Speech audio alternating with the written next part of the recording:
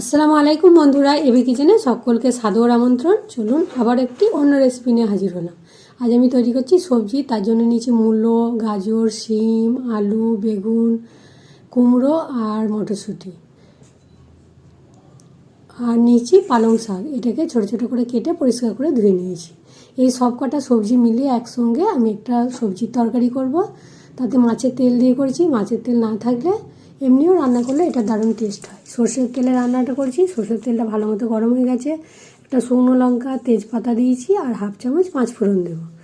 এগুলো কয়েক সেকেন্ড হয়ে যাওয়ার পর ফ্লেভারটা বেরিয়ে আসবে ভালো মতো। তারপরে দিয়ে দিচ্ছি এখানে একটা কেটে রাখা পেঁয়াজ।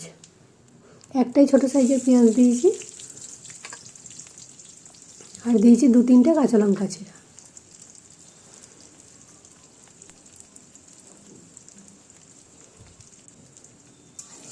পেঁয়াজটা ভাজতে ভাজতে হালকা ব্রাউন কালার হয়ে গেলে একে একে মশলাগুলো দিয়ে দেব।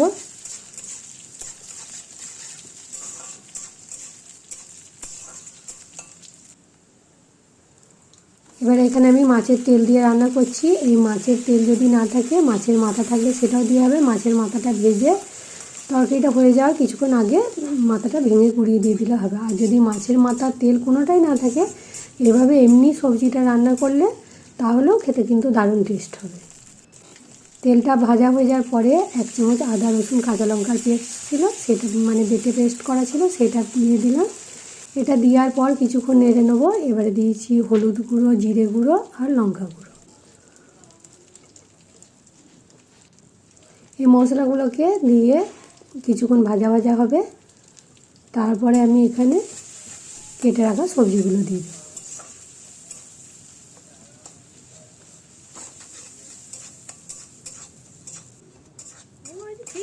কিছুক্ষণ ভাজা ভাজা হয়ে গেছে। এবার আমি কেটে রাখা সবজিগুলোকে দিয়ে দিচ্ছি। শীতের এরকম সবজি একসঙ্গে রান্না করলে এমনিতেই টেস্ট হয়, আর তার সঙ্গে যদি মাছের তেল বা মাছের মাথা পড়ে তাহলে তো দারুণ টেস্ট। এইভাবে রান্না করলে গরম ভাতের সঙ্গে আর কিছু লাগবে না, এতটাই এর টেস্ট হয়। আর যারা সবজি খেতে পছন্দ করে না, একবারে এইভাবে রান্না করে দেবেন, দেখবেন চেটে পুটে সবজি খেয়ে নেবে আর রোজ রোজ এরকম সবজি বানাবার জন্য আবদার করবে। এটা দিয়ে একটু কষিয়ে নিলাম। মশলার সঙ্গে মাখা চাখা হয়ে গেছে। ঢাকা দিয়ে 2 মিনিট হয়ে লবণটা দিয়ে দিচ্ছি। ঢাকা দিয়ে 2 মিনিট হওয়ার পর আবার শাকগুলোকে দিয়ে দেব। তাহলে যে সকল বন্ধুরা দেখছেন, যদি ভিডিওটা ভালো লেগে থাকে অবশ্যই ভিডিওতে একটা লাইক দেবেন আর কমেন্ট করে জানাবেন কেমন লেগেছে। আর নতুন বন্ধু হলে অবশ্যই আমার চ্যানেলটা সাবস্ক্রাইব করার অনুরোধ রইল।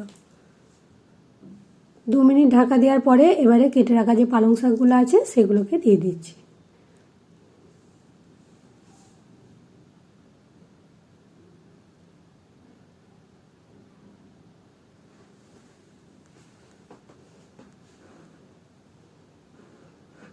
পালং শাকগুলোকে দিয়ে বেশ ভালো মতো সবজির সঙ্গে মাখিয়ে দেব।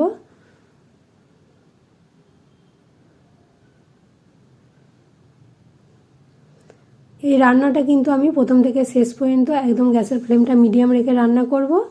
আর এখানে কোনো কিছু পানি দেব না, কারণ এই মিডিয়াম রেখে রান্না করছি। আর সবজি আর শাক থেকে যে পানি বের হবে এতেই সিদ্ধটা হয়ে যাবে। আর একটু শুকনো মতো রান্নাটা করব, তাহলে খেতে দারুণ টেস্ট হবে। আর এইভাবে মিডিয়াম ফ্লেমে রান্না করলে এমনি রান্নার টেস্ট এমনিতেই খুব ভালো হয়। আর এখানে পানির ব্যবহার করিনি, সেই কারণে টেস্টটা আরও ভালো হবে।